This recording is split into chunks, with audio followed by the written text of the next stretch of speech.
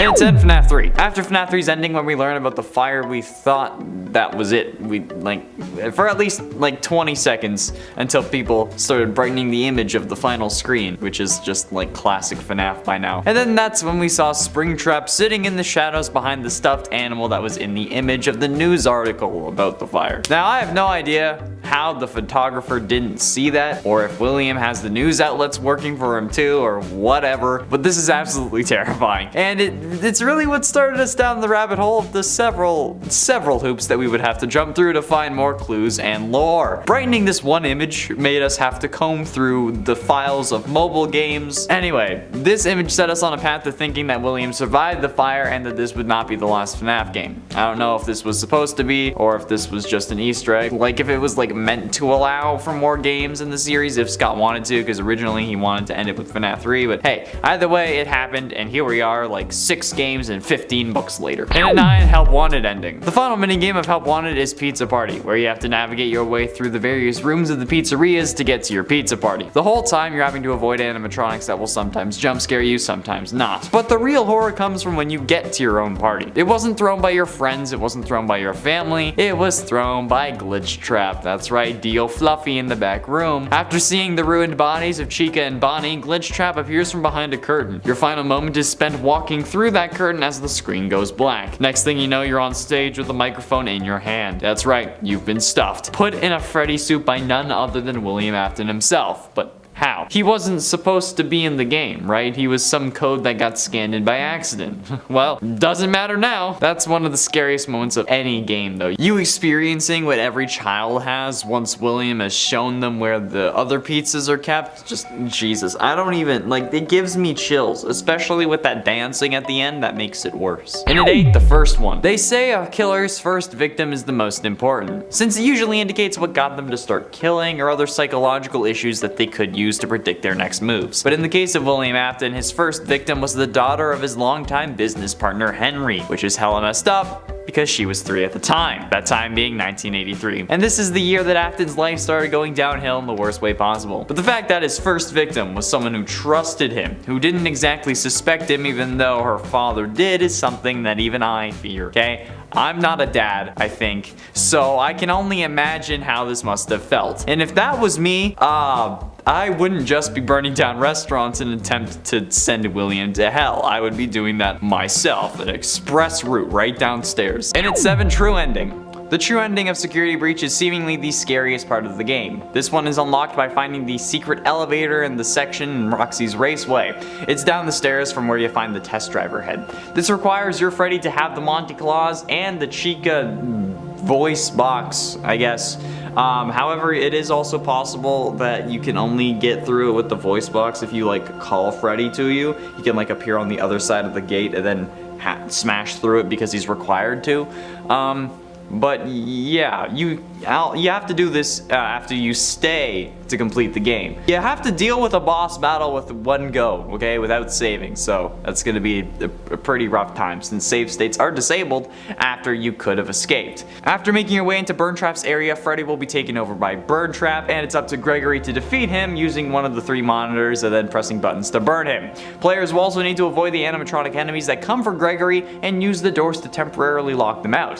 When Springtrap is finally burnt for the final time, the Blob, which was the whole tentacle monster thing, will attack him, making sure that he doesn't get free. At least, we hope that that's the case. Freddy and Gregory will be shown escaping and then sitting on a hill together, which is the first time a character has run away with an animatronic, and where an animatronic has not been a bad guy who ultimately betrays us in the end. So, yeah, that's significant, okay? Don't question me.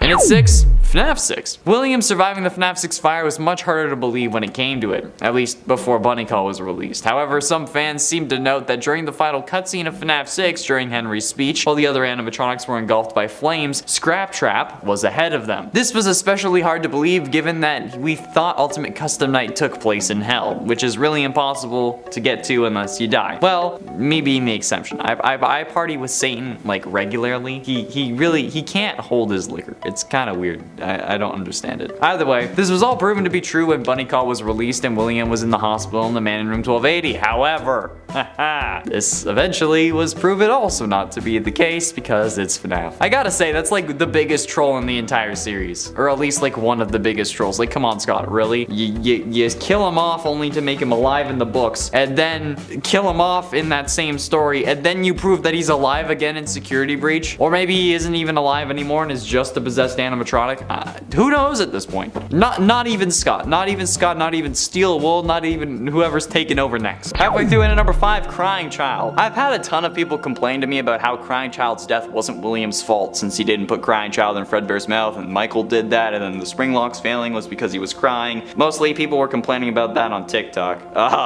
However, to me, there is no logical way that an animatronic jaw would have crushed his skull. And you know what? Even not just to me. It should be to all of you as well. The spring locks, like, they weren't in use. They didn't have to keep the things to the side because it was in an animatronic mode. And even if it was, an animatronic jaw would require so much power to actually, like, accomplish the closing of that. So like the only way that Crying Child's skull could have been crushed was if Afton had intentionally superpowered the jaw of Fredbear, which would make sense if he wanted to use it as a kill machine, or maybe even a backup kill suit, or maybe he was originally planning on using Fredbear, but then after his son got crushed in it, he was like, yeah, no, let's move on to Spring Bonnie, okay? This is just the worst way of going about it. There is no way that this was a springlock failure. The Fredbear suit was already in animatronic mode, meaning that the springlock mechanisms, which are the things used to keep the robotic parts to the side, which are the things that would have failed, weren't being used. The springlock failure problem comes from when those mechanisms are put under stress of keeping the robotic bits away from the person inside the suit, and then they fail, and then that's when all the metal parts go back to where they were. So if it's in robot mode, the springlocks can't fail because they're already in use, okay? Keep in mind, again, the term for springlock in this context is referring to the parts that move the robotic bits away instead of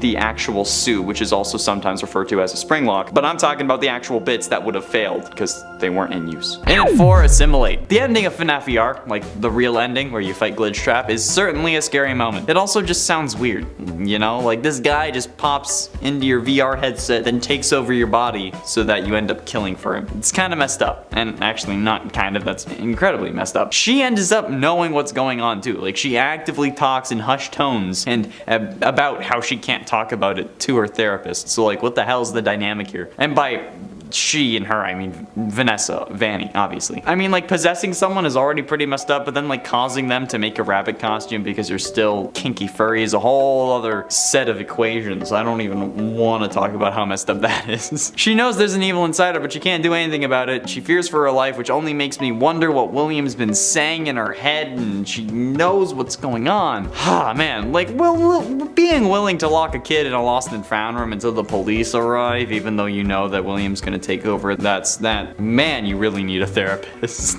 So does William, honestly. Getting close to the end into number 3, Springtrap. Being the genius behind some of the most advanced robotic technology in his universe, we expect a lot from William Afton. He's the suit technician, but he's also the main killer.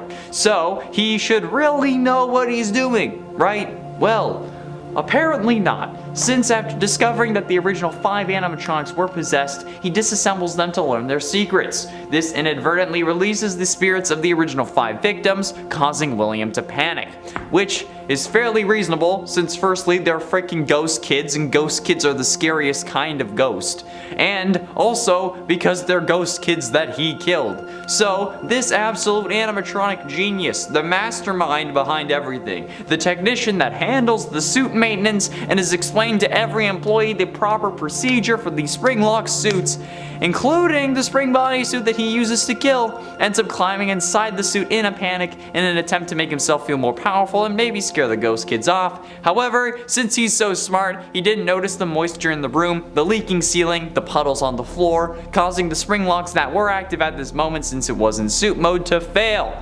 which would have killed him had he not been possessed by the vengeful spirit. But I mean, without Springtrap, we don't have FNAF 3, and we don't have, like, literally any other game after that, so kind of important.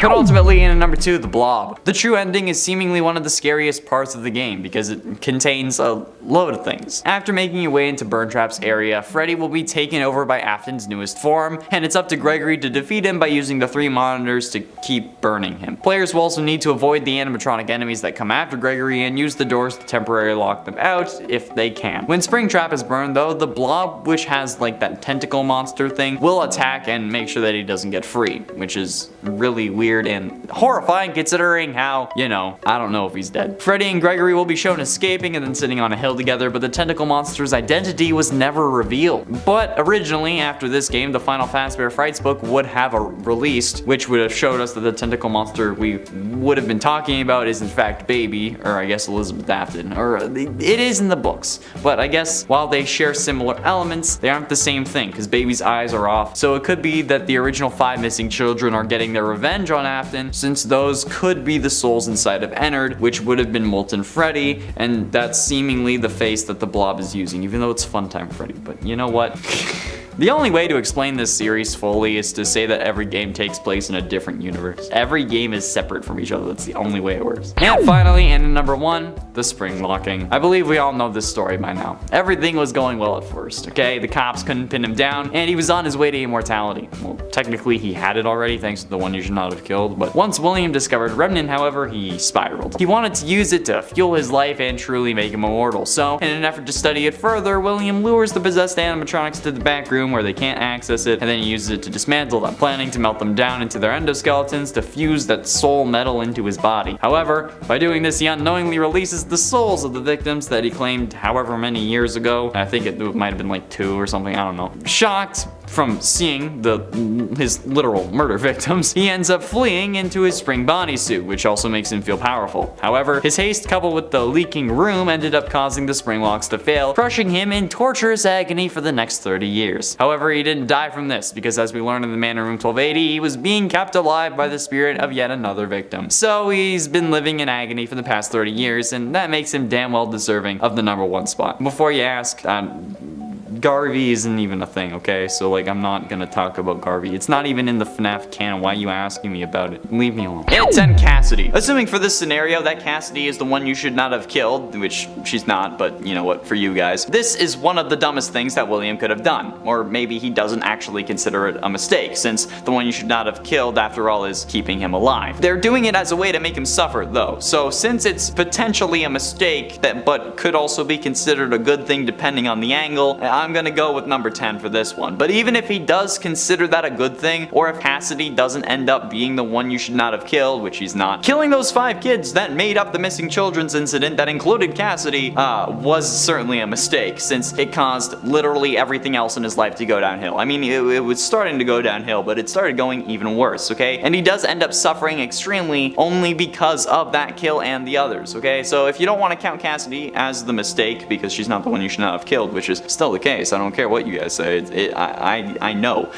Count the missing children's incident itself as the mistake. And at 9, blueprints. There is no doubting what you've achieved on a technical level. These are clearly state of the art. There are just certain design choices that were made for these robots that we don't fully understand. We were hoping that you could shed some light on those. She can dance, she can sing, she's equipped with a built-in helium tank for inflating balloons right at her fingertips, she can take song requests, she can even dispense ice cream. With all due respect, those aren't the design choices we were curious about, Mr. Afton. This classic line of Afton being interrogated, I'm guessing, that plays the first time you open up Sister Location, just showcases how stupid this man is, okay? The cops know what these animatronics are capable of, and what they were designed to do. And you want to know why? Because the blueprints are just readily available. This man included wireframes of a child being stuck in Funtime Freddy and just left it on his computer. What? Why would you do that? Well, that's so stupid. So when they found that, because, you know, obviously they're gonna search his computer, they instantly ended up being even more suspicious of him, and then they were keeping an even closer eye on him. That's also probably why he ends up starting to dress in the spring Bonnie suit even, maybe, which ultimately ends up screwing him over as well. So yeah, designing the Funtimes as killbots was definitely a bit of a mistake, but then leaving the wireframes on your computer was something even dumber, especially considering how one of them was meant to symbolize your dead wife,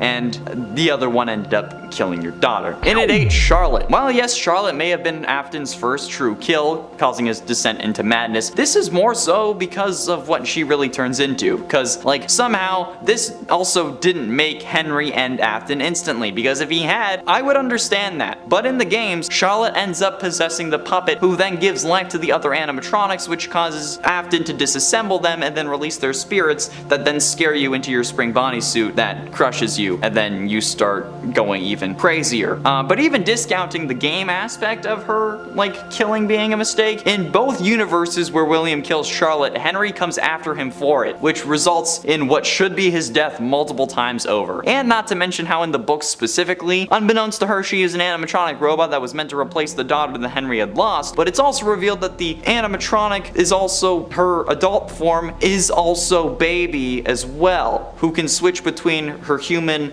and baby form at will, and then her human form doesn't remember being Baby. So yeah, Charlotte in the books also ends up being Baby, which is just a huge mistake for both Afton, Henry, and Scott Cawthon. And at 7, Ultimate Custom Night. Ultimate Custom Night was a really interesting turning point for the FNAF series. The original Afton storyline was at a close, and this game was the ultimate capstone to that, with some important lore hints in the form of voice lines that played when you get killed, which is good because it happens a lot. However, this game still fits into the FNAF story and serves as a link between the original story and the new one. The new story being Afton trying to escape the video game world he got himself locked in, or now being Burntrap or whatever the hell he is. But we originally interpreted this game all wrong, since we initially thought that William was burning in hell this time, or stuck in purgatory. But as all Supernatural fans know, purgatory is just a giant forest where monsters kill each other for eternity. But in reality, this must just be what he's seeing in his charging station in the basement of the Pizzaplex, since honestly, that's really the only way that this makes sense. At least if it's still Afton. Eventually he wakes up, which is him beating 50-20 mode in fights against us, which results in him getting grabbed by the Blob and maybe surviving, because we still don't know. And at 6, Princess Quest. The whole reason Princess Quest is a thing in Security Breach was to lock Vanessa away and prevent her from regaining control of her own body, or at least all of it. So why did William create or allow for the creation of a sort of failsafe that allows her to escape?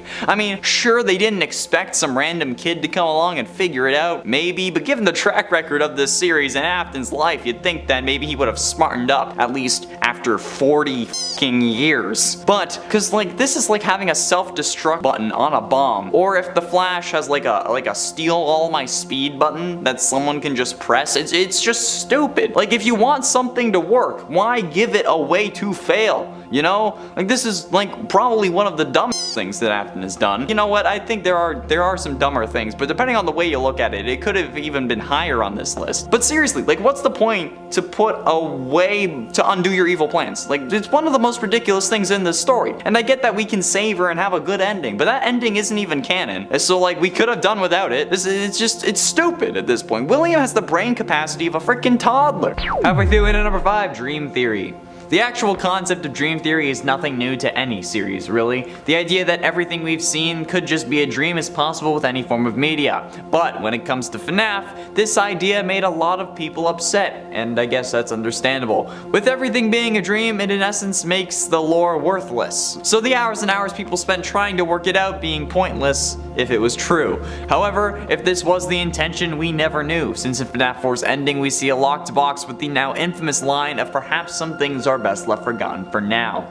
And that for now has been around 6 years. Currently, according to Scott, from what I've seen, nobody has actually solved FNAF 4 yet, but then again, I don't think Scott knows who we are, so maybe I have and he just doesn't know it. But with the game surrounding a kid in a coma who's experiencing nightmares after getting chomped on by a seriously overpowered animatronic jaw, I think us getting the idea that this could be indicating that everything is a dream is a little on par for what the actual course was at that point. We were so invested at this point that we actually started scanning the source code, and again, found a real-world pizzeria thanks to the multiple 8s and 7s, and I still don't know if that was accidental or not. I don't think anyone does. I don't know if Scott actually knew about that or not. Maybe he was the one who put that on Google Maps. And at 4, Elizabeth. Speaking of mistakes, what about your daughter?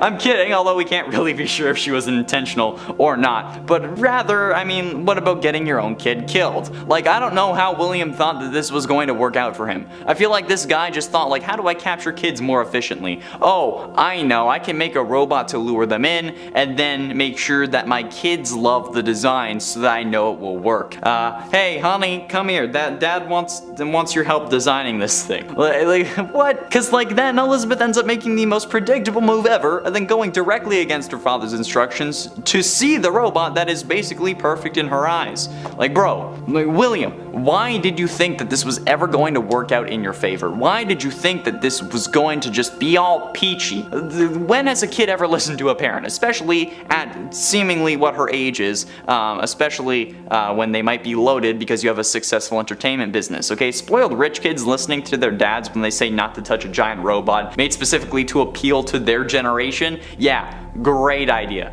You are a special kind of stupid. Just like add a blacklist of kids not to take. Really. I mean, you have facial recognition tech in FNAF 2. So come on, just set up a blacklist. Just do it.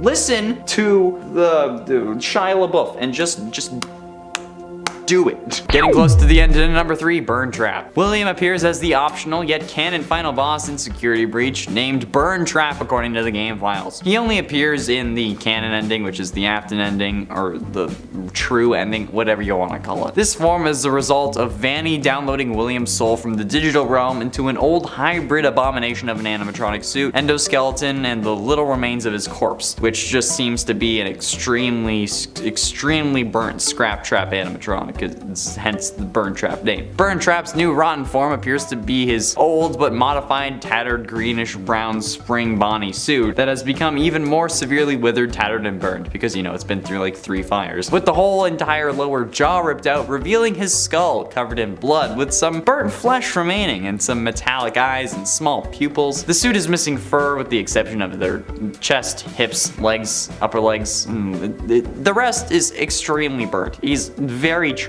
He's like charcoal at this point. Like you can use him to forge a sword. His old endoskeleton has seemingly been replaced with the newer endoskeletons that the Glamrock animatronics have, and that makes him even taller and gives him sharp claws and fingers. So yeah, I don't think I need to explain why this is on this list. But ultimately, in at number 2, Springtrap. Being the brains behind some of the most advanced robotic technology in the universe, we'd expect a lot from William Afton. Like maybe using the brain that made these. Or maybe that's asking too much. Because I mean, he's the spooked technician, but he's also the main killer who avoided the cops for how long? So, you know, he should really know what he's doing, right? Apparently not, since after discovering the original 5 animatronics were possessed, he disassembled them to learn their secrets, but inadvertently released the spirits of his original 5 victims. When seeing them, he ended up panicking, which is kind of reasonable in my eyes because, you know, they're freaking ghost kids, but also they're ghost kids that you killed. So then this absolute animatronic genius, the technician that handles the suit maintenance and has explained to every employee the proper procedure for the springlock suits, including the spring Bonnie suit he uses to kill people, ends up climbing inside the suit in an attempt to make himself feel more powerful and scare away the ghost kids. However, dumbass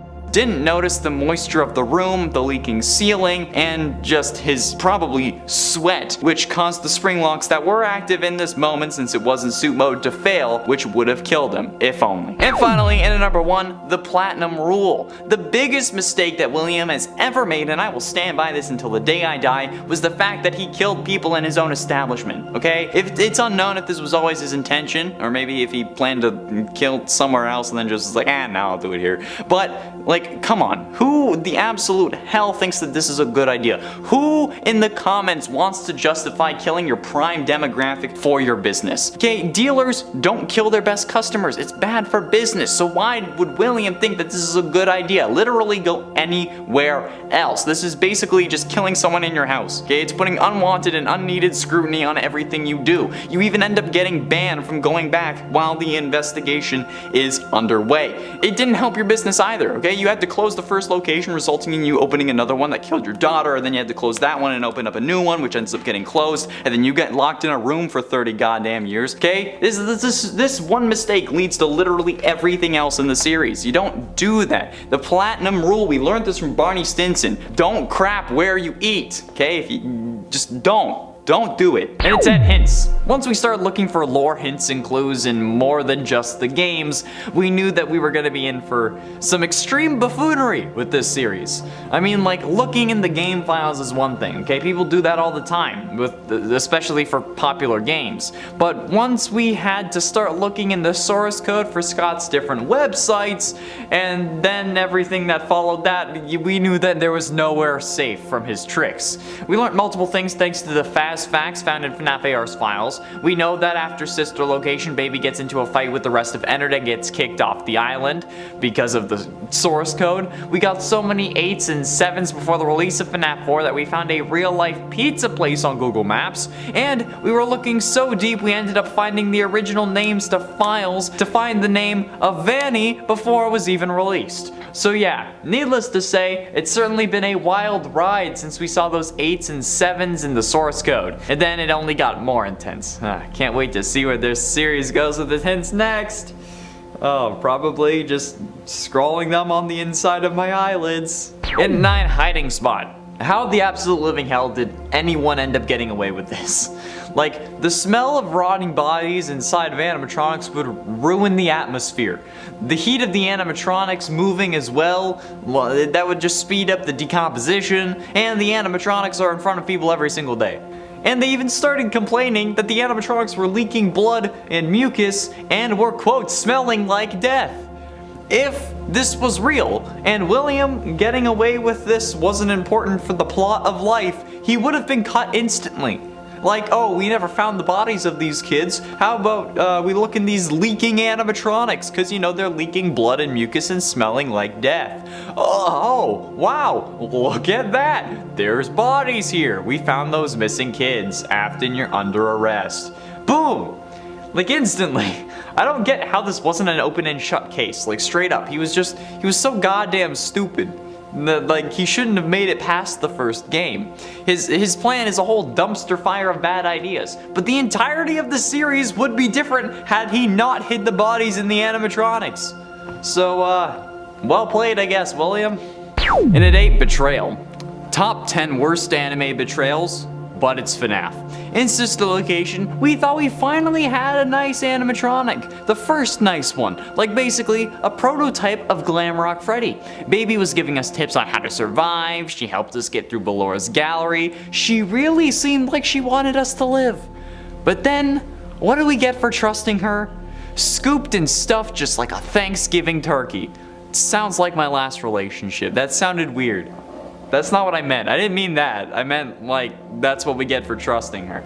This was probably one of the most brutal things to happen to a character in the entirety of the series. And it's all because we trusted Baby. Okay, she made us feel safe, gave us confidence, prevented us from getting killed, only to use our body as a skin suit and then fill us full of Ennard's animatronic parts, and then also just leave Ennard not even a game later. Okay? This is why I don't trust Glamrock Freddy. Baby is legit one of the reasons that I have trust issues now, and that's saying something. Like, holy damn. I could have sworn Glamrock Freddy was going to do the exact same thing. Like, lead us down to Afton, then pull a psych. I've been working for this dickbag of a Mother Hubbard this whole time. Time to die. Ha-ha!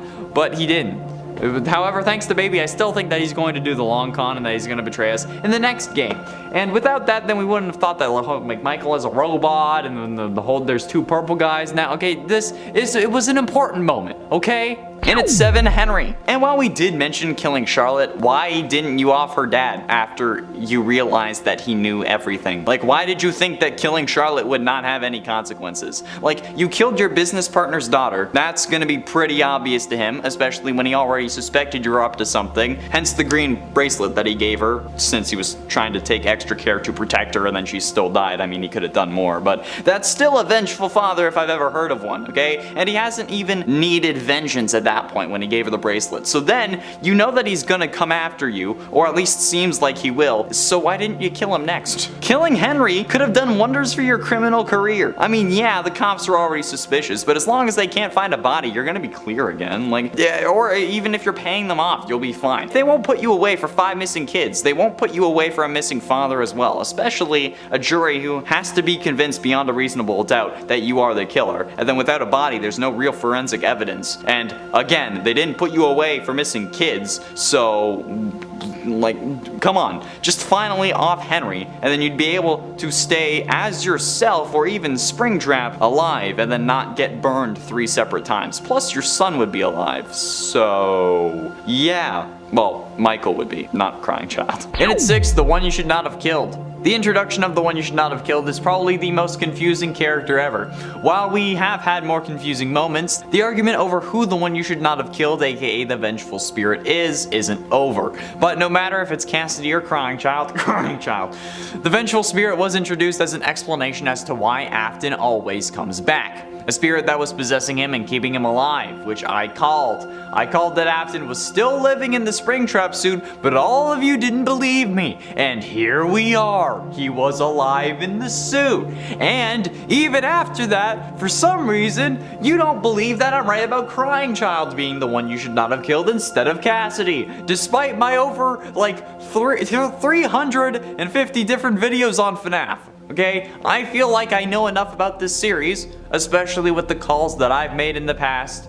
Okay, I was 1 day off on the security breach release date, 1 day, and you still don't think I know enough about this series. Come on, people, come on, just accept me as your overlord and this would all be so much easier. Halfway through into number 5, Midnight Motorist. The Midnight Motorist minigame seems simple enough, but the true horror of this minigame comes from the implications of it. Since in the game files, the minigame is known as Later That Night. Most people akin this game to what happened after William kills Charlotte outside of Fredbear's Family Diner in FNAF 2's Take Cake minigame. But if this is true, this is probably one of the scariest moments in all of FNAF history. This man just killed someone, and then he goes home to his kids. He reprimands his son and abuses him by locking him in his room so much that he had to break a window to escape. Plus, think of all the people driving past him, unaware of the violent crime that he had just committed. It's scary because this is the case in the real world too. Technically speaking, at least. Anyone we encounter could be a serial killer. And that's a horrific thought. And at 4, Soft Reboot. The soft reboot the series is undergoing at the moment, and more so at the time that Help Wanted was released, was something that we had never seen before. Well, at least in the FNAF series.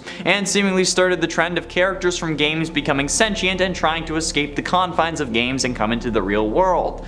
That, you know, we see play out through the FNAF games after Afton becomes sentient code. But even then, the next game seems to throw that idea away while we're keeping what happened there. Or at least in the mobile port canon with Princess Quest. It's a real issue, okay? The real issue comes from the next soft reboot they attempted to do in Security Breach again, with Afton now having a physical form. Again, his death being a mystery and the game setting up the next owner for wherever they want to go. And while I understand that, I wish you could have just like given it one path, you know, or like at least like just killed William off for us permanently. I'm still upset about that. Getting close to the end, into number 3, animatronics. Like, how the absolute living hell did he end up getting away with this? The smell of rotting bodies would also ruin the pizza place. The heat from the animatronics insides when they're actually like moving around would also speed up decomposition, and the animatronics are in front of people every single day. They even started complaining that the animatronics were leaking blood of mucus and it was smelling like death. If this was real life and William getting away wasn't important for the plot, he should have been caught